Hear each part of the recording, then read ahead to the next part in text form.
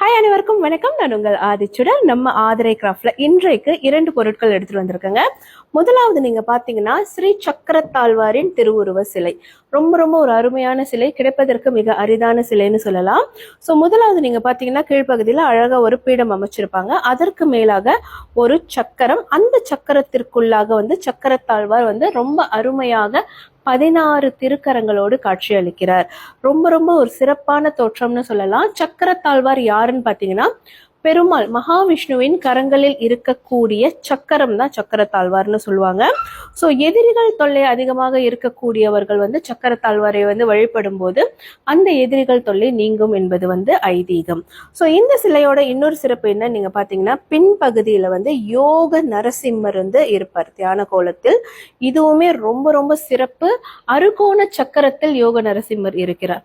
So நம்மளுக்கு அந்த சகல ஐஸ்வர்யங்களையும் வழங்குபவர் இவர் தான்.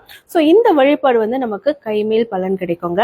ஸோ அடுத்த பொருள் என்னன்னு பாத்தீங்கன்னா சங்கு சக்கர விளக்கு. ஸோ இதை நீங்க பார்க்கும் போதே உங்களுக்கு தெரியும், கீழ்ப்பகுதியில பாத்தீங்கன்னா சக்கரம் இருக்கும், அடுத்து அதற்கு மேலாக நீங்க பாத்தீங்கன்னா சங்கு இருக்கு. ஸோ இதுதான் அந்த விளக்கு பகுதி. ஸோ நீங்க இதை இப்படியே வைக்கலாம், அல்லது நீங்க எண்ணெய் ஊற்றி விளக்கு ஏற்றணும்னா கூட தாராளமா விளக்கு ஏற்றலாங்க.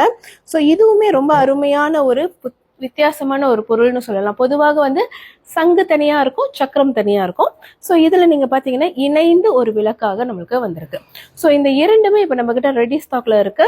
இந்த சிலையோ அல்லது இந்த விளக்கோ உங்களுக்கு வேணும்னா மறக்காம நம்மளுடைய புலனத்திற்கு வந்துருங்க. புலனம் எண்கள் என்னோட பயோல கொடுத்துருக்காங்க, அதை பார்த்து நமக்கு நீங்க தொடர்பு கொள்ளலாம். நன்றி, வணக்கம்.